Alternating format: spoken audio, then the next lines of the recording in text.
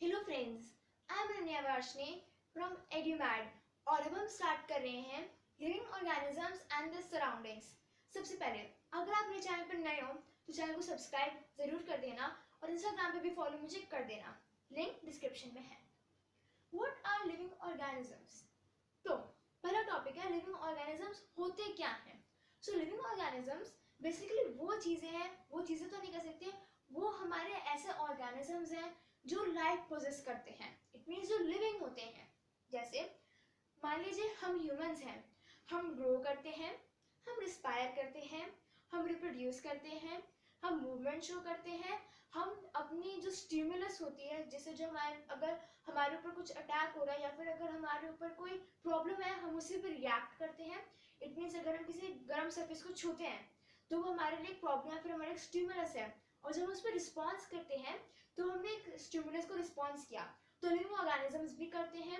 उसके बाद वो हम मूवमेंट, रिप्रोड्यूस, इंस्पायर, ग्रो और जो भी प्रॉपर्टीज होती हैं, जो भी कैरेक्टरिस्टिक्स होती हैं लिविंग ऑर्गेनिजम्स की, हम वो प्रोसेस करते हैं। तो इसी अगर कोई भी चीज़ है जो ऐसी प्रॉपर्टीज को प्रोसेस करती है वो लिविंग ऑर्गेनिज्म होती है। पर सारी चीज़ें जो थोड़ी सी भी प्रॉपर्टीज प्रोसेस करती हैं वो सब में हो सकती है। जैसे कार मूव करती है पर ग्रो नहीं करती। अपने कार जो होती है वो फ्यूम और स्मोक रिप्रोड्यूस करती है, पर वो उसका आइडेंटिकल नहीं होता है। रिप्रोड्यूस मतलब अपने यंग वंस को बर्थ देना। इट मीन्स हमारे आइडेंटिकल जो हमारी ही स्पीशी हो उसे बर्थ देना। कार और स्मोक दोनों बहुत ही अलग अलग चीज़ें हैं, तो ये लिविंग ऑर्गेनिज्म नहीं होगी। अब जैसे अलग अलग जो चीज़ें होती हैं, जैसे अगर आप किसी भी चीज़ का एग्जाम्पल ले लो, काफ़ी सारी चीज़ें मूव करती हैं, पर मूव करना ही सिर्फ हमारा एक एग्जाम्पल नहीं हुआ। जैसे अर्थ अर्थ अब ऐसे एज अ मदर अर्थ करके नहीं ले रहे हम, अर्थ को एज अ प्लैनेट ले रहे हैं। तो जो प्लैनेट अर्थ है वो लिविंग ऑर्गेनिज्म तो नहीं है, वो जस्ट मूव करती है। पर क्या अर्थ ग्रो कर रही है? नो। अर्थ रिप्रोड्यूस कर रही है? नो। अर्थ रिस्पायर कर रही है और सांस ले रही है? नो। तो वो जस्ट मूव कर रही है, इसका मतलब ये नहीं कि वो लिविंग ऑर्गेनिज्म बन जाएगी। लिविंग ऑर्गेनिज्म होने के लिए सारी प्रॉपर्टीज होना इंपॉर्टेंट है। अब आप सोचोगे प्लांट्स कैसे लिविंग ऑर्गेनिज्म? प्लांट्स इसीलिए हुए, कुछ कहेंगे कि वो मूव नहीं करते, मूव करते हैं प्लांट्स। जैसे सनफ्लावर, जो सनफ्लावर होता है, जैसे सन जो होता है वो सन के साइड साइड में ही चलता रहता है। इनके सन अगर इधर है तो वो प्लांट भी उसकी तरफ फेस करेगा, अगर सन इधर है तो वो प्लांट भी यूं फेस करेगा। तो जो मूवमेंट दिखाता है वो सनफ्लावर दिखाता है। अब आप कहोगे फिर स्टिमुलस को तो रिस्पॉन्स ही नहीं करते प्लांट्स। करते हैं। अगर हम जैसे mimosa, touch me not plant जो होता है, अगर उसे टच करते हैं तो उसे लगता है कि उसके ऊपर कुछ अटैक हो रहा है या फिर उसके ऊपर कोई प्रॉब्लम है। तो फिर अगर कोई भी उसे टच करेगा तो वो क्या करता है, अपनी जो अगर वो खुला होता है तो वैसे ही सिकुड़ जाता है ना। अगर उसकी वजह से फैली सी होती है तो वैसे सिकुड़ जाती है। तो क्या वो रिस्पॉन्स स्टिमुलस हुआ। वो रिस्पायर करते हैं, कार्बन डाइऑक्साइड अंदर लेते हैं, ऑक्सीजन बाहर लेते हैं, वो ग्रो करते हैं, छोटे से सैपलिंग एक बड़े से ट्री में बदल जाता है। तो प्लांट्स भी हमारे एक तरह से लिविंग ऑर्गेनिज्म हुए। अब वो रहते कहाँ है? अब जैसे जो प्लांट्स है वो पानी और लैंड दोनों पे रहते हैं, तो हम उन्हें कह सकते हैं कि वो कहीं भी उग जाते हैं। वो वॉल्स पे तक उग जाते हैं। जैसे एल्गा जो होती है वो भी प्लांट होती है, वो कहीं भी उग जाती हैं। तो इसी तरह से जो ह्यूमंस होते हैं, जो एनिमल्स होते हैं, एनिमल्स जो दो टाइप्स के होते हैं आप सबको पता है, एक्वेटिक और टेरेस्ट्रियल। तो जो एक्वेटिक एनिमल्स वो होते हैं जो पानी में रहते हैं, और टेरेस्ट्रियल एनिमल्स वो होते हैं जो लैंड पे रहते हैं। तो जो पानी में जो रहते हैं वो जो एक्वेटिक एनिमल्स होते हैं उनकी हैबिटेट इज अ प्लेस जो एक लिविंग ऑर्गेनिज्म उसको सरवाइव करने के लिए सब कुछ प्रोवाइड करती है। जैसे मान लो मैं हूँ तो मेरी हैबिटेट क्या होगी? मेरी हैबिटेट को मैं कह सकती हूँ मेरा घर का है जमीन पे, तो वो जो लैंड है वो मेरी हैबिटेट हुआ। क्यों? क्योंकि लैंड मुझे चलने के लिए जमीन दे रहा है ना। और जैसे जो हवा है, हवा मुझे जो मेरी हैबिटेट है, जो मेरा घर है वो उसके अंदर हवा भी है, तो मैं सांस ले पा रही हूँ। मेरा घर मुझे सब कुछ प्रोवाइड कर रहा है, तो क्या वो मेरी हैबिटेट है, वो जो मुझे एक रहने की जगह प्रोवाइड कर रहा है। Types of places where they live, अब वो कहाँ रहते हैं, कुछ टाइप्स होंगे उस तरह की भी। तो वही टेरेस्ट्रियल एंड एक्वेटिक, पानी की हैबिटेट और लैंड की हैबिटेट। अब एक हवा की हैबिटेट क्यों नहीं होती? क्योंकि हवा में कोई नहीं रहता, नो वन सिवाय बैक्टीरिया के कोई नहीं रहता हवा में, क्योंकि हवा में आप खुद कैसे रह सकते हो हवा में। तो बर्ड्स भी जो होती हैं वो बस उड़ती हैं हवा में, वो रहती नहीं है, वो रहती पेड़ों पे हैं और पेड़ जमीन पे। तो इनडायरेक्टली बर्ड्स भी एक तरह से हमारी लैंड हैबिटेट में आती हैं। Components of places where they live, it means habitat के कंपोनेंट्स क्या क्या होते हैं। अब जैसे फूड को बनने के लिए इंग्रेडिएंट्स चाहिए होते हैं, इसीलिए हैबिटेट को बनने के लिए कंपोनेंट्स चाहिए होते हैं। अब जो हैबिटेट होते हैं उसके दो कंपोनेंट्स होते हैं, बायोटिक एंड एबायोटिक। बायोटिक और एबायोटिक कंपोनेंट्स वो होते हैं, अब देखो बायोटिक जो है, जो बायोटिक कंपोनेंट्स होते हैं, अब जो बायोटिक कंपोनेंट्स होते हैं वो लिविंग ऑर्गेनिजम्स को कहते हैं, जैसे प्लांट्स एंड एनिमल्स।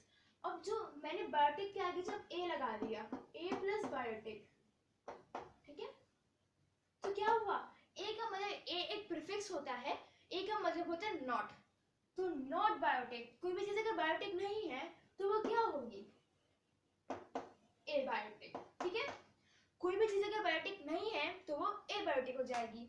सो जो ए बायोटिक चीजें होती हैं वो, सॉरी, ए बायोटिक चीजें जो होती हैं वो होती हैं जो लाइट प्रोसेस सही करती हैं। अब जैसे जो रेनफॉल होती है, टेम्परेचर, सन, मून, अर्थ, सारे प्लैनेट, सारे सैटेलाइट्स, बुकेट, एयर चेबर, एयर मतलब खुद एयर भी, वाटर, ये सब क्या होते हैं, ये सब ए बायोटिक होते हैं, जो बायोटिक कंपोनेंट्स को इफेक्ट तो करते हैं पर खुद बायोटिक नहीं होते।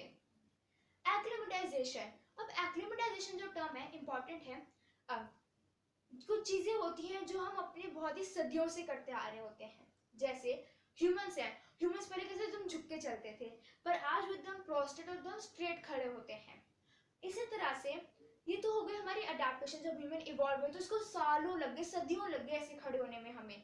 लेकिन एक्लिमेटाइजेशन इसका एकदम उल्टा होता है, acclimatisation just in a second हो जाता है। जैसे अगर आप बहुत ही ज्यादा ठंडी जगह पे बैठे और आपने गर्म कपड़े नहीं पहने हुए तो क्या होगा, आप शिवर करना शुरू हो जाओगे। और शिवर करने में क्या होता है, आप जब शिवर कर रहे होते हो तो ये तो नहीं कि आप सदियों से करते हुए आ रहे हो, आपको जनरेशन लगी शिवरिंग सीखने में, नो, आपको जब भी कुछ आपके ऊपर कुछ भी अगर ठंडक आती है तो आप तुरंत शिवर करना शुरू कर देते हो। तो acclimatisation in a second adaptation की तरह होता है, जो आप आपके ऊपर अगर आपके एनवायरनमेंट को तुरंत अडेप्ट करके आप अपने आप को शिवर करना स्टार्ट कर देते हो, ऐसे शिवरिंग होता है। अब जैसे जो मिमोसा होता है वो भी एक तरह का एक्लिमेटाइजेशन ही करता है, जैसे उसे टच करते हैं तो ऐसे जो फैली हुई होती है वो सिकुड़ जाती है। Characteristics which help various organisms to survive. अब कैरेक्टरिस्टिक्स व्हिच हेल्प मतलब कोई भी ऐसी कैरेक्टरिस्टिक जो अलग अलग ऑर्गेनिजम्स को सर्वाइव करने में हेल्प करती हैं। जैसे मैं हूँ, मैं सर्वाइव कैसे कर पा रही हूँ, क्योंकि अगर मैं मूव कर पा रही हूँ, और अगर मेरे को सर्वाइव करने के लिए क्या चाहिए होता है, मेरे को सर्वाइव करने के लिए शेल्टर चाहिए, है ना। और इसी तरह से अगर मेरी बात छोड़ो, मैं हम ह्यूमंस हम तो अब तो इवॉल्व हो गए अच्छे से। फिशेस, अगर मैं एक फिश को निकाल कर जमीन पे छोड़ दूँ तो क्या वो सर्वाइव कर पाएगी, नहीं। पर अगर मैं फ्रॉग को निकाल के जमीन पे छोड़ दूँ तो वो तो सर्वाइव कर लेगा, क्यों, क्योंकि उसने अडेप्ट कर रखा है कि अगर मैं उसे जमीन पर डालूंगी तो अपनी लंग्स से रिस्पायर कर लेगा। लेकिन फिशेस के पास तो लंग्स नहीं होती। इसी तरह अगर मैं किसी डियर को पानी में अंदर डाल दूं तो क्या वो सर्वाइव कर पाएगा, नहीं, क्योंकि उसके पास गिल्स नहीं होती। अगर उसके पास गिल्स नहीं है तो फिर वो सर्वाइव कैसे कर पाएगा, मर जाएगा वो। इसी तरह से फिशेस के पास गिल्स होना, डियर के पास लंग्स होना, और एक फ्रॉग के पास मॉइस्ट स्किन और लंग्स होना एक उनकी अडेप्टेशन है। तो characteristics which help various organisms to survive, ये बेसिकली आपको डेफिनेशन लिखी हुई है अडेप्टेशंस की। Characteristics which help various organisms to survive is known as adaptation. Detail में अपने अगले मॉड्यूल में पढ़ेंगे। तो आज के टॉपिक्स में इतने ही थे। Thanks for watching. Do not forget to like, subscribe, share and comment to my YouTube channel Edumaid. और हाँ, अगर आपको इस चैप्टर के नोट्स चाहिए, रिटन नोट्स, तो आप मुझे मेरे इंस्टाग्राम पे डीएम कर देना। मैं आपको फर्स्ट 5 चैप्टर्स जो आप मांगोगे मैं फ्री दे दूंगी, और बाकी के लिए आपको मुझे पे करना पड़ेगा। So that was all for today guys. और do not forget to like, अच्छा मैं बोल चुकी, सॉरी। और अगर आपने मुझे अभी तक इंस्टाग्राम पे फॉलो नहीं किया है तो आप मुझे इंस्टाग्राम पे फॉलो कर लो। आईडी है edumat_2018, लिंक भी डिस्क्रिप्शन में है। So bye bye. Hello friends, I am नेवार्शनी फ्रॉम एडीमैट, और अब हम स्टार्ट कर रहे हैं part 2 of living organisms and their surroundings से। पहला टॉपिक है आज का अडेप्टेशंस। अडेप्टेशंस कुछ ऐसे स्पेसिफिक फीचर्स होते हैं या फिर कुछ ऐसे कैरेक्टरिस्टिक्स होती हैं, कुछ हैबिट्स होती हैं जो किसी प्लांट या एनिमल या फिर किसी भी लिविंग ऑर्गेनिज्म को उसकी सराउंडिंग्स, उसकी हैबिटेट में सर्वाइव करने के लिए अलाउ करती हैं या फिर उसके सर्वाइव करने के लिए अपनी हैबिटेट में परमिशन देती है, फिर हेल्प करती है सर्वाइव करने में। क्योंकि अगर ये अडेप्टेशंस नहीं होंगी तो वो लिविंग ऑर्गेनिज्म सर्वाइव नहीं कर पाएगा। अब अलग अलग हैबिटेट्स होते हैं तो ऑब्वियसली अलग अलग एनिमल्स रहते होंगे, और अगर अलग अलग एनिमल्स रहते हैं तो हर एनिमल की उसकी अपनी अडेप्टेशंस होती हैं। सबसे पहले देखते हैं कि अलग अलग हैबिटेट्स कौन सी होती हैं। पहला है डेजर्ट। हम सबसे पहले टेरेस्ट्रियल हैबिटेट्स पढ़ेंगे, तो उनमें है सबसे पहला डेजर्ट। अब हम सबको पता है डेजर्ट बहुत ही ड्राई, बैरन, एकदम वेरी लेस रेनफॉल और बहुत ही सूखी जगह होती है जहाँ पे बहुत ही कम वेजिटेशन होता है। ऑब्वियसली यहाँ पे जो एनिमल्स रहते होंगे वो रेन फॉरेस्ट, माउंटेन से थोड़े से अलग होते होंगे। अब यहाँ पे बहुत गर्मी होती है, मतलब जहाँ के जो स्नेक एंड रैट्स होते हैं वो अपनी जो इंटेंस हीट होती है, जो अपनी इतनी गर्मी जो होती है वहाँ पे डेजर्ट्स में, उससे बचने के लिए डीप बरोज डिग करते हैं। वो बहुत ही जो गहरे गड्ढे से बनाते हैं और उनके अंदर जाके रहते हैं ताकि वो जो इंटेंस हीट है उससे बच सके। क्यों? क्योंकि उनके कैमल की तरह लंबे पैर नहीं होते। अब कैमल के तो लंबे लंबे पैर होते हैं, वो तो अपनी गर्म जो मिट्टी है उस पर खड़ा हो सकता है, पर रैट्स, स्नेक्स ये तो छोटे छोटे एनिमल्स होते हैं। इनको डीप डीप बरोज डिग करके जाना पड़ता है नीचे ताकि वो मतलब ताकि वहाँ पे सर्वाइव कर सकते हैं दिन के टाइम पे। और रात के टाइम पे वो क्या करते हैं, वो रात के टाइम पे बाहर आते हैं, जब वहाँ पे जब ठंडा ठंडा हो जाता है तो बाहर आते हैं, है ना, और इजीली अपना फूड खा लेते हैं। अब जो डेजर्ट के प्लांट्स होते हैं उनकी लीव्स जो होती है वो स्पाइंस में बदल जाती है ताकि वाटर लॉस कम हो, ताकि ट्रांसपिरेशन का प्रोसेस ना हो। ये हम सबको पता है, हम बहुत पहले से पढ़ते आ रहे हैं कि वाटर लॉस ना हो, जो लीव्स होती है सीधे स्पाइंस में कन्वर्ट हो जाती हैं, है ना। और जो वहाँ के जो कुछ जैसे जो प्लांट्स होते हैं जैसे डेट पाम, उसकी लीव्स जो होती हैं वो स्पाइंस नहीं होती, वो नॉर्मल जो जैसे नॉर्मल लीव्स होती हैं वैसी होती हैं। तो ऐसे प्लांट्स में ट्रांसपिरेशन बचाने का, फिर ऐसे प्लांट्स में ट्रांसपिरेशन कम करने के लिए उनके ऊपर वैक्सी कोटिंग होती है। अब आप सोचोगे जैसे कैक्टस प्लांट होता है उसकी तो लीव स्पाइन में जाती है, तो वहाँ पे जो फोटोसिंथेसिस होता है वो स्टेम में होता है, क्योंकि क्लोरोफिल की ज़रूरत होती है फोटोसिंथेसिस के लिए, और फोटोसिंथेसिस वाली क्लोरोफिल स्टेम में प्रेजेंट होती है, इसीलिए स्टेम में हो जाता है हमारा फोटोसिंथेसिस। अब जो रूट होती हैं प्लांट्स की वो बहुत ही डीप जाती है सॉइल के अंदर ताकि वो ज़्यादा से ज़्यादा सॉइल से पानी एब्जॉर्ब कर सकें। और जो लीव्स जो होती हैं वो वाटर लॉस प्रिवेंट करने के लिए बनी हुई होती हैं, है ना, ताकि वो पानी कम जाए थोड़ा सा, है ना। और लीव्स कम ही होते हैं मोस्टली, क्योंकि जो मोस्टली फोटोसिंथेसिस होता है वो अगर थोड़ा सा कम भी हो तो चलता है, पर वाटर लॉस नहीं होना चाहिए क्योंकि पानी वैसे ही बहुत कम होता है, और अगर सारा ट्रांसपिरेशन से निकल जाएगा तो फिर वो उनको जो पानी की रिक्वायरमेंट है वो फुलफिल कैसे होगी। कुछ एनिमल्स जैसे camel, kangaroo, rat, snakes, rattlesnakes, कुछ तरह तरह की फॉक्सेस ऐसे डेजर्ट्स में पाई जाती हैं। अब आते हैं माउंटेन रीजन पे। अब माउंटेन रीजन के जो ट्रीज़ होते हैं वो कोन शेप्ड होते हैं। क्यों? ताकि वो एक तो पहले सीधा खड़ा रह सकें, और दूसरी चीज़ ताकि जो उनके ऊपर बर्फ़ गिर रही है वो स्लोपी ब्रांचेस अब स्लोप और कोन शेप्ड होगी। Let me just show you with help of a diagram. अब जैसे वो जो मोस्टली आपने इस फोटो में भी देखा कि जो ट्री है वो कोन शेप्ड है, कुछ ऐसी शेप का है। तो क्या होगा, अगर यहाँ से बर्फ़ गिरेगी नीचे की तरफ तो क्या होगा, वो सारी नीचे यूँ स्लाइड हो जाएगी और जो पत्तियां हैं उनके ऊपर नहीं जमेंगी। इसीलिए इनकी कोन शेप लीव्स होती हैं ताकि जो सारी जो वो उनकी जो स्नो है वो सारी नीचे गिर जाए। फिर इनके जो स्लोपी ब्रांचेस होते हैं ऑब्वियसली ताकि वो नीचे गिर जाए, और नीडल लाइक लीव्स होती हैं ताकि जो रेन और स्नो है वो उनके ऊपर से जल्दी से स्लाइड हो जाए। क्योंकि नीडल लाइव्स लीव होंगी, अगर कुछ ऐसी लीव्स होंगी तो वो यूँ स्नो आएंगे एंड सीधा उनमें से यूँ गिर जाएगी। और अगर यहीं पे अगर कुछ ऐसी लीव हो तो नहीं गिरेगी, वो हो सकता है यहीं पे आके यहीं पे रुक जाए इस जगह पे, है ना। नीडल लाइक लीव्स होती हैं ताकि उनका जो स्नो और रेन है वो स्लाइड ऑफ हो जाए। अब यहाँ पे एनिमल्स जो होते हैं उनकी थिक फर होती है ना।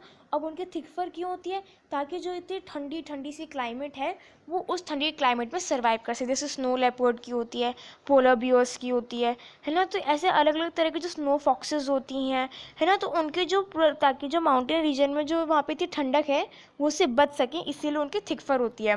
और जो पोलर बियर्स होते हैं, I think so polar bears तो पोलर रीजन्स में जो आते हैं, तो उनकी ना ब्लबर भी होती है। जैसे माउंटेन गोट्स, याक्स जो होती है इनकी ब्लबर बहुत थिन होती है, पर जो पोलर बियर्स होते हैं उनकी जो ब्लबर होती है, ब्लबर लेयर ऑफ फैट होती है, हम वो पढ़ेंगे अभी, वो बहुत थिक होती है। अब जो स्ट्रॉन्ग हूव्स होते हैं, अब ये हूव्स क्या होते हैं, अब ह्यूमन की जो फीट होती है वो तो बस सिंपली ऐसी सिंपल सी यूँ ही फीट होती है ह्यूमन्स की, है ना, मतलब कुछ कुछ ऐसी ही होती है ना। लेकिन जो शीप्स होती हैं, माउंटेन गोट्स होती हैं, याक्स होती हैं, इनके जो होती हैं बहुत ही हुवी हुवी होती है, बहुत ही मतलब थोड़े से उनके ऊपर ना थोड़े से वो ऐसे यू शार्प शार्प से निकले हुए होते हैं उनके पैरों के नीचे। अब ये क्यों निकले हुए होते हैं, वो इसलिए निकले हुए होते हैं ताकि वो आसानी से क्लाइंब कर सकें, ताकि वो रन कर सके रॉकी स्लोप्स पे, वो कहीं फिसल ना जाए नीचे, इसीलिए उनके स्ट्रॉन्ग हूव्स होते हैं। अब जैसे पाइन्स, माउंटेन गोट्स, याक्स, शीप, ऐसी ऐसी जो एनिमल्स होते हैं वो मिलते हैं माउंटेनियस रीजन में, ठीक है। और पाइन्स जो होते हैं वो एक तरह के प्लांट होते हैं, जो आप देख भी सकते हो, उनके पाइन कोन होते हैं, है ना, तो वो मिलते हैं माउंटेन्स में। याक्स के लंबे लंबे बाल होते हैं ताकि वो गर्म रह सके, simply thick layer of fat की, थिक लेयर ऑफ जो हमारे, मैंने आपको बताया था थिक फर की तरह ही होती है याक्स में हेयर्स की, okay. Grasslands, rain forest and polar habitat. अब हम पोलर हैबिटेट में पोलर बियर्स के बारे में पढ़ेंगे। ग्रासलैंड्स, ग्रासलैंड्स की आप फोटो देख सकते हो तो कि एकदम घास ही घास हुई हुई है यहाँ पे, और कुछ नहीं होता, केवल घास होती है, ठीक है। The light brown color of the loin helps it to hide in dry grasslands and presence of long claws help to capture the prey। अब जो ग्रासलैंड्स होते हैं वहाँ पे लाइट ब्राउन कलर के, हम सबको पता है कि लाइन का कलर लाइट ब्राउन होता है, पर क्यों होता है अब ये मैं आपको वही बताने जा रही हूँ। अब जैसे जो लायन होता है उसका कलर अगर मान लीजिए ऐसा थोड़ा सा यूँ इसको येलोइश है उसका कलर, है ना, और यहीं पे अगर ऐसे येलोइश कलर्स किसी हमारे पास अगर बहुत ही झाड़ हो, जैसे यही वाली यहाँ पे आप फोटो में देख सकते हो, ऐसी कलर की अगर हमारे पास घास है, सो जो कैमोफ्लेज हो जाएगा लायन, कैमोफ्लेज मतलब बैकग्राउंड में ब्लेंड हो जाना, है ना, सो जो कैमोफ्लेज हो जाएगा लायन का, इससे वो आसानी से छिपके अपने प्रे पर अटैक कर सकेगा। वो प्रेडेटर होता है और वो जैसे उसके प्रे से डियर होते हैं ना, उन पर अटैक कर पाएगा, और उनका अपना जो उसका जो फूड ही होता है ये सब, तो वो अपना फूड खा सकेगा, ठीक है। और अगर मैं इसी तरह से डियर की बात करूं तो डियर का भी कलर यही होता है ताकि वो अपने प्रेडेटर से छुप सके, डियर का भी थोड़ा सा ब्राउनिश कलर ही होता है, सो ताकि वो अपने प्रेडेटर से छुप सके, इसीलिए उसका कलर भी यही होता है। अब लायन जो होता है उसके शार्प शार्प क्लॉज होते हैं ताकि वो अपने प्रे को ऐसे पकड़ के उससे, मतलब उसकी जो स्किन होती है, उसका जो फ्लैश होता है उसे चीर फाड़ दे, मतलब उसको आसानी से खा सके। और यहीं अगर डियर की बात करें, ताकि उसके स्ट्रॉन्ग लेग्स होते ताकि वो अपने प्रेडेटर से भाग सके, ठीक है। अब जो लायन होता है उसकी आंखें सामने की तरफ होती हैं, क्यों, ताकि वो अपने प्रेडेटर को एकदम फोकस से और एकदम दूर भी, अगर वो उसका प्रे है, अगर लायन का प्रे भी उससे दूर है तो वो अपनी उस प्रे पे फोकस करके उसके पास जाके उसे खा सकता है। पर जो डियर होता है उसकी आई साइड में होती है ताकि वो सारे डायरेक्शंस में देख सके कि कहीं उसका प्रेडेटर तो नहीं उसके आसपास। इसी तरह से कुछ अलग अलग एनिमल्स भी होते हैं, जैसे एलिफेंट्स, जिराफ्स एंड लायंस। तो एलिफेंट तो बहुत बड़े बड़े होते हैं तो मोस्टली लायंस इनके ऊपर अटैक नहीं करते, और जिराफ्स के पैर लंबे लंबे होते हैं तो वे आसानी से भाग जाते हैं। जिराफ्स की भी गर्दन इसलिए लंबी होती है क्योंकि जो ग्रासलैंड्स में अगर मुश्किल से तो बड़े बड़े पेड़ मिलते हैं, तो बड़े बड़े पेड़ों को वो आसानी से उनकी पत्तियों तक पहुँच कर उन्हें खा सकें, और उन लंबी लंबी नेक इसीलिए होते हैं ताकि वो आसानी से नीचे बेंड हो जाए, झुक जाए, और जो घास है उसे खा सकें। अब आते हैं रेन फॉरेस्ट पर। रेन फॉरेस्ट आई थिंक से आप सबको पता है कि बहुत ज़्यादा रेनफॉल होती है, रिच होते हैं वहाँ पे एनिमल लाइफ, एकदम डेजर्ट का अपोजिट होता है रेनफॉल। यहाँ पे मैमल्स, एम्फीबियंस, रेप्टाइल्स और बहुत सारे एनिमल्स रहते हैं। यहाँ की क्लाइमेट इतनी हॉट एंड ह्यूमिड होती है कि यहाँ पे सारे एनिमल्स जो होते हैं वो अडेप्टेड होते हैं वहाँ पे सर्वाइव करने के लिए, ठीक है। और यहाँ पे बेसिकली हमें कुछ मेंशन नहीं है रेन फॉरेस्ट में किस तरह के एनिमल्स मिलते हैं, तो आपको बस इतना याद रखना है, रेन फॉरेस्ट एक ऐसी हैबिटेट होती है। अब आते हैं पोलर हैबिटेट पे। पोलर हैबिटेट और आप कुछ पोलर हैबिटेट और माउंटेन हैबिटेट में क्या डिफरेंस होता है। माउंटेन हैबिटेट और पोलर हैबिटेट का एक सिंपल मैं आपको डिफरेंस बताती हूँ। अगर आप हिमालयाज़ की बात करो तो वो एक माउंटेन हैबिटेट है, और अगर आप एंटार्क्टिका की बात करो तो कोल्ड डेजर्ट जो होते हैं वो पोलर हैबिटेट्स होते हैं। तो यहाँ पे बहुत ही ठंडी ठंडी हवाएं चल रही होती है, ब्लिजर्ड्स जिनको हम कहते हैं वो चलती है यहाँ पे, है ना। और यहाँ पे जो एनिमल्स होते हैं मोस्टली कार्निवोर्स होते हैं क्योंकि वहाँ पे प्लांट्स तो होते नहीं है ना, और मोस्टली फिशेस, वॉलरसेस और ऐसे एनिमल्स ही होते हैं, तो उन्हीं को खा के उन्हें काम चलाना होता है, इसीलिए वहाँ पे मोस्टली कार्निवोर्स होते हैं और थिक फर होते हैं कोल्ड में सर्वाइव करने के लिए। तो जहाँ भी कोल्ड क्लाइमेट है ना, तो इतना तो होता ही है कि वहाँ के जो एनिमल्स होते हैं उनकी फर बहुत थिक होती है। अब वहाँ का मोस्टली जो एनिमल्स होते हैं वो हाइबरनेशन करते हैं सम विंटर्स में, जैसे जो पोलर बियर होते हैं वो हाइबरनेट करते हैं, है ना। तो अलग अलग एनिमल्स होते हैं वो हाइबरनेट करते हैं, और मोस्टली यहाँ के जो एनिमल्स होते हैं उनका कलर वाइट होता है ताकि वो वहाँ की स्नो में ब्लेंड कर सके, एकदम वैसे जैसे लाइन ग्रासेस में ब्लेंड करते हैं, कैमोफ्लेज करते हैं। जैसे यहाँ पे पोलर बियर्स, रेनडियर्स और पेंगुइन्स मिलते हैं। पेंगुइन्स हमारे अंटार्कटिका रीजन में मिलता है, आर्टिक रीजन में नहीं मिलते हैं, है ना। और ये जो एनिमल्स होते हैं इनके पास ब्लबर होता है। ब्लबर एक थिक लेयर ऑफ फैट होता है जो बॉडी को वार्म रखता है, ठीक है। अब एक्वेटिक हैबिटेट्स पे आते हैं, ओशंस। अब जहाँ के जो यहाँ एक्वेटिक हैबिटेट्स में जैसे ओशंस हैं, तो यहाँ पे मोस्टली जो एनिमल्स होते हैं, ऑर्गेनिजम्स होते हैं, वो स्ट्रीमलाइन बॉडी होती है उनकी, और गिल्स होते हैं, क्योंकि गिल्स जो होती हैं वो वाटर में इंस्पायर करने के लिए हेल्प करती हैं। ऑक्टोपस जो होते हैं हमारे, जो 8 आर्म्स वाले ऑक्टोपस आप सबने पढ़ाई होगा, है ना। तो 8 आर्म्स वाला जो ऑक्टोपस होता है उसकी स्ट्रीमलाइन बॉडी नहीं होती, क्योंकि वो ओशन में बहुत डीप रहता है। बट जब वो मूव कर रहे होते हैं तब उनकी स्ट्रीमलाइन मोशन हो जाता है, जैसे वो जैसे यूँ ना, ऐसे मतलब जैसे सिकुड़ जाता है अचानक से। अगर वो ऐसे यूँ फैले से हुए हैं, अगर यूँ यूँ यूँ यूँ से हुए हैं, तो मैंने भी 4 ही बनाए हैं, है ना। तो अचानक से ऐसे वो फैले हुए हैं, जस्ट अ सेकेंड, हाँ। तो अगर वह इस तरह से यूँ फैले से हुए हैं, लेट मी जस्ट ड्रॉ, है ना। तो अगर वो ऐसे फैल के चलते हैं तो जब वो ऐसे मोशन में आते हैं सो वो यूँ सिकुड़ से जाते हैं, ऐसे ऐसे करके वो ऐसे अपने आप को बॉडी को श्रिंक कर लेते हैं, अंदर की तरफ ले आते हैं, है ना। और फिर जब उन्हें फिर से मूव करना होता है तो फिर वो अपने बॉडी को वापस से रिलैक्स कर लेते हैं, ठीक है। जो वेल्स होती हैं यहाँ पे उनके मोस्टली ब्लो होल्स होते हैं इंस्टेड ऑफ गिल्स, क्योंकि वो मैमल्स होते हैं। वेल्स, डॉल्फिन्स, है ना, ब्लू वेल जो होती है, ये सब के पास ब्लो होल्स होते हैं इंस्टेड ऑफ गिल्स, क्योंकि इनकी बॉडी के अंदर भी लंग्स ही लगी होती है और ये मैमल्स होते हैं। और मैमल्स हमेशा लंग्स, मतलब लंग्स से तो नहीं, मतलब हमेशा गिल्स से ब्रीथ नहीं करते, कभी भी गिल से ब्रीथ नहीं करते मैमल्स, किसी और रेस्पिरेटरी ऑर्गन से करते हैं। इसलिए ह्यूमन्स भी मैमल्स होते हैं, है ना। सो जो वेल्स होती हैं वो जब ऐसे पानी, वैसे तो पानी के अंदर ही रहती हैं, मैं आपको देखा होगा, मान लीजिए वाटर लेवल है, सो वैसे तो ये पानी के अंदर ही रहेंगी। अगर मैं ये वेल ऐसे बनाऊँ, ये वेल पानी के अंदर ही रहेगी, पर जब उसे सांस लेनी होती है तो वो पानी के ऊपर आ जाती है, बस ऐसे अपनी थोड़ी सी बॉडी को बाहर निकालती है जहाँ पे उसका ब्लो प्रेजेंट होता है, फिर यहाँ से उसका थोड़ा सा आपने देखा भी होगा फुव्वारा सा निकलता है ना, तो वहाँ से वो ब्लो होल होता है उसका प्रेजेंट, है ना। सो अभी सॉरी, तो है ना, अभी हम ओशन में इतना पढ़ेंगे फिशेस की, हम फिश की अभी प्रॉपर्टीज़, कैरेक्टरिस्टिक्स, अडेप्टेशंस पढ़ने वाले हैं।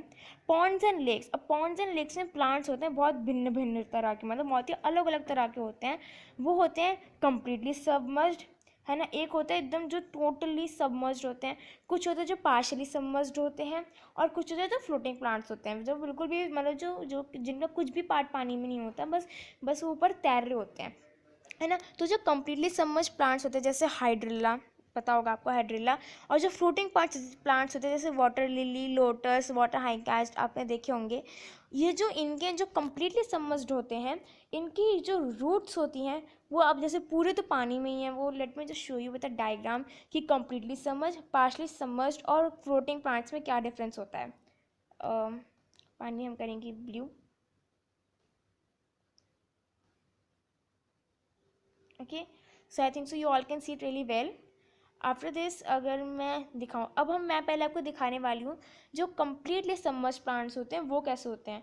अगर ये मेरे वाटर की सरफेस है, जो नीचे वाटर बेड, जो sea bed, ocean bed, pond bed होते हैं, तो इस सरफेस है, तो जो हाइड्रिल्ला जैसे प्लांट्स होते हैं, जैसे टेपरा जैसे प्लांट्स होते हैं, वो यहाँ पे प्रेजेंट होते हैं, और उनकी रूट छोटी छोटी सी होती है नीचे पानी के अंदर, क्योंकि ऑब्वियसली वो सी बेड में ही है। अब आते हैं हम फ्लोटिंग प्लांट्स पर, उनको मैं अलग कलर से दिखाऊंगी। जो फ्लोटिंग प्लांट्स होते हैं उनका कुछ भी पार्ट पानी के अंदर नहीं होता, वो पूरी तरह से पानी के ऊपर ही होते हैं, जैसे लोटस, वो लोटस का यूँ फ्लावर सा होता है एंड इसकी लीव्स जो होती है यूँ। सो ये होते हैं हमारे फ्लोटिंग प्लांट्स। और कुछ होते हैं पार्शली सबमर्ज प्लांट्स, जैसे अगर मैं आपको अलग अलग एग्जांपल दूँ, सो अगर मैं पार्शली सबमर्ज के जैसे डायग्राम की तरह बनाऊँ, ये ऊपर उनके लीव्स होती हैं, है ना, और नीचे उनके पानी से कनेक्टेड होती हैं उनकी रूट्स, है ना। तो इस तरह से ये होता है कम्प्लीटली ये बिल्कुल भी पूरी तरह से फ्लोटिंग, और ये होते हैं पार्शली, ठीक है। आई होप आप सबको समझ में आ गया हो, ओके। अब जो कम्प्लीटली सबमर्ज्ड होते हैं इनके रूट्स छोटी छोटी साइज़ की होती है, क्योंकि इनका बस फंक्शन यही होता है कि उनको वो प्लांट को होल्ड करके रखें, है ना। अब जो स्टेम जो होती है इनकी, जो एक्वेटिक प्लांट्स की होती है, वो लंबी होती है। अब लंबी किसकी होंगी, जो पार्शली है ना, उनकी लंबी होती है, हॉलो होती है और लाइट होती है, ताकि वो पानी में एकदम आराम से तैर सके और एकदम ये ना हो कि एकदम भारी से हो कि डूब ही जाए, है ना। और बेंड हो सकती है, वो फ्लेक्सिबल होती हैं।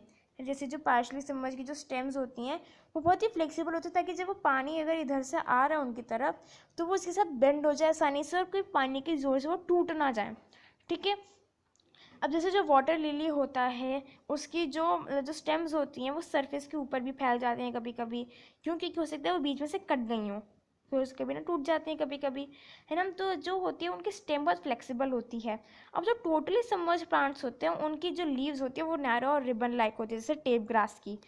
अब जैसे टेप ग्रास जो होता है उसकी जो लीव्स होती है, वैसे अब हम नॉर्मल लीफ की बात करें तो नॉर्मल लीफ मोस्टली ऐसी होती है, पर टेप ग्रास की होती है पतली सी, एकदम एकदम पतली सी ऐसी। तो अब आप कहोगे मालूम है उसके ऊपर पानी डालूं, बहुत ज़्यादा प्रेशर से पानी डालूं तो क्या होगा, ये बीच से फट जाएगी। पर जो टेप ग्रास की लीफ होगी उसके साइड में से पानी बह जाएगा, क्यों, क्योंकि पतली सी है, ये बेंड हो जाएगी आसानी से। पर ये तो मोटी सी थी इसीलिए फैली हुई थी, ब्रॉड थी, इसीलिए ये नहीं फैल सकी और ये बीच में से टूट गई। पर अब जैसे अगर अब मैं यहाँ से अगर ये जैसे पतली पतली लीव्स बनाऊँ टेप ग्रास की, सो इनके बीच में अगर मैं पानी डालूँ तो इनके बीच में से पानी निकल जाएगा। पर यहीं पे अगर मैं एक बड़ी सी लीव लूँ और मैं इसके ऊपर पानी डालूँ तो नहीं जाएगा, ये टूट जाएगी बीच में से। इसीलिए जो टेप ग्रास की लीव्स होती हैं वो पतली पतली सी होती हैं। अब स्टेम्स के बीच में एयर स्पेसेस होती है ताकि वो आसानी से फ्लोट कर सके, जैसे जो लोटस होता है उसकी, है ना। और उनके वैक्सी लीव्स होती हैं ऊपर से, ताकि वो वाटर प्रूफ रहे। और स्टोमेटा भी उनका ऊपर ही प्रेजेंट होता है, क्यों, क्योंकि अगर नीचे रखेंगे तो नीचे तो पानी है, तो स्टोमेटा के अंदर तो पानी भर जाएगा, जैसे हमारी नाक के अंदर पानी भर जाता है। तो स्टोमेटा लीव्स के ऊपर प्रेजेंट होता है, ठीक है। Frogs are adapted to live both on land and water. They have strong back and legs and webbed feet which allow them to swim in water. जो frogs होते हैं उनके पास जो sticky surface होती है और lungs होती हैं, सो वो आसानी से सर्वाइव कर सकता है ऐसी प्लेसेस पे। अब हम देखते हैं कैरेक्टरिस्टिक्स क्या होते हैं एक लिविंग ऑर्गेनिज्म की। सो हम सबको पता है कि हम सबको खाना चाहिए होता है, अपनी लाइफ प्रोसेस से मतलब जो कैरेक्टरिस्टिक्स होती हैं एक तरह से वही होती हैं। तो हम सबको खाना चाहिए होता है, क्योंकि अगर हम खाना नहीं खाएंगे तो मर जाएंगे भूख से। फिर हम सब बड़े होते हैं, क्योंकि ये नहीं कि हम ऐसे एक बार बड़े हो तो बस रुक गए, ऐसा नहीं होता। हम थोड़े थोड़े हमेशा अंदर से भी बड़े होते रहते हैं, बाहर से भी हम हमारे अंदर ग्रोथ होती है। क्योंकि आप खुद देखो, जब आप 5 साल के थे और अगर आप 15 साल के हो तो कितना डिफरेंस आ गया होगा आपके साइज़ के अंदर, आपकी थोड़ी सी, या आप मेच्योर हो गए होंगे अब। All living organisms breathe and respire, सब सांस लेते हैं, ये प्लांट्स हो, है ना, कोई भी हो, सब प्लांट्स भी खाना खाते हैं फोटोसिंथेसिस से। प्लांट्स भी एक छोटे से सैपलिंग और सीड से एक बड़ा सा ट्री बन जाते हैं, वो भी सांस लेते रिस्पायर करते हैं, ठीक है। अब जो प्लांट्स है, आप सबको पता है कि गर्म प्लांट्स हो गए तो हो सकता है आपका अपना हार्ट पीछे करोगे तो वो रिस्पॉन्सिव स्टिमुली हुआ, मैंने आपको पिछले क्लास में बताया था। अब आप सोचिए प्लांट्स कैसे करते हैं ये, तो प्लांट्स में टच मी नॉट प्लांट जो होता है वो करता है। सनफ्लावर हमेशा सन को ही फेस करता है, और लोटस जो होता है वो हमेशा दिन में ब्लूम करता है, और जब रात में जब रोशनी नहीं होती तो वो वापस से मुरझा जाता है, फिर दिन में फिर से ब्लूम हो जाता है। सारे रिप्रोडक्शन करते हैं, यस ह्यूमंस भी रिप्रोड्यूस करते हैं, प्लांट्स भी रिप्रोड्यूस करते हैं, सारे एनिमल्स भी रिप्रोड्यूस करते हैं। इवन जो बैक्टीरिया होते हैं जैसे अमीबा, पैरामीशियम, ये सब भी रिप्रोड्यूस करते हैं। अब सब मूवमेंट करते हैं, हम ह्यूमंस भी चलते हैं, प्लांट्स भी एक तरह से मूवमेंट दिखाते हैं। क्यों, क्योंकि अगर मैं मिमोसा को टच करूं और अगर वो अपनी लीव्स को कंट्रैक्ट करे तो एक तरह से वो मूव ही तो कर रहा है ना। और इसलिए अलग अलग तरह से प्लांट्स भी मूवमेंट शो करते हैं। अब हम आते हैं कैमल के ऊपर। कैमल हम सबको पता है डेजर्ट में रहता है। अब हम इसकी कुछ अडेप्टेशंस पढ़ेंगे, ठीक है। इसके लंबे लंबे पैर होते हैं जिसको हीट ऑफ सैंड से प्रोटेक्ट करके रखते हैं, हम सबको पता है। ये बहुत ही कम यूरिन एक्सक्रीट करता है। अब ये यूरिन कम की एक्सक्रीट करता है, ये यूरिन कम एक्सक्रीट इसीलिए करता है क्योंकि यूरिन में होता है पानी, और अगर वो पानी सारा अपनी बॉडी से बाहर निकाल देगा तो फिर वो पिएगा क्या, वैसे भी डेजर्ट में पानी बहुत कम होता है, इसीलिए वो बहुत ही सूखी यूरिन होती है या फिर बहुत ही कम यूरिन निकालता है। वो अपना स्वेटिंग नहीं करते, वो अपना स्वेट, जिससे हमें पसीना आता है ना गर्मी बैठ के, तो उनको स्वेटिंग नहीं आती, वो स्वेट नहीं करते। और उनकी जो डंग मतलब जो उनकी जो फेसिस होती है वो मोस्टली ड्राई होती है, सूखी होती है। क्यों, क्योंकि पानी वो अपने ऐसे सिंपल जैसे छोटे छोटे कामों के लिए अपना पानी वेस्ट नहीं कर सकते। अब वो वाटर के बिना भी बहुत दिनों तक रह सकते हैं, वो अडेप्टेड होते हैं। अब ये तो नहीं है कि एकदम सूखी हो उनकी डंग या फिर एकदम ज़ीरो पानी हो यूरिन में। पानी होता है, यूरिन में भी होता है, उनके डंग में भी होता है, पर कम होता है, ठीक है। इसीलिए वो बहुत दिन जब लंबे टाइम तक बिना पानी के रहने के लिए सर्वाइव्ड होते हैं, है ना। और वो अडेप्टेड होते हैं। उनका हम्प जो होता है, let me show you what a hump is. This is an hump. तो जो हम्प होता है उसमें बहुत ज़्यादा फैट स्टोर करके रखते हैं, खाना स्टोर करके रखते हैं वो अपना, ताकि अगर उनके पास बहुत दिनों तक खाना ना मिले तो वो सर्वाइव कर सकें। फिशेस की स्ट्रीमलाइन बॉडी होती है, हम सबको पता है क्यों होती है, मैं आपको बताऊंगी। स्लिपरी स्केल्स होते हैं, गिल्स होती हैं ताकि वो पानी से ऑक्सीजन ले सकें। और उनके जो फिन्स, टेल होती है, वो उनको डायरेक्शन चेंज करने में, है ना, और उनके मूवमेंट में हेल्प करती हैं। अब मैं आई स्ट्रीमलाइन बॉडी पर। स्ट्रीमलाइन बॉडी कुछ ऐसी होती है, वेट अ मिनट, थोड़ी सी गड़बड़ बन गई। यस, ये होती है एक स्ट्रीमलाइन बॉडी, जो आगे से नैरो हो, यहाँ से नैरो हो, है ना, और यहाँ से ब्रॉड हो बहुत, है ना। ये होती है स्ट्रीमलाइन बॉडी।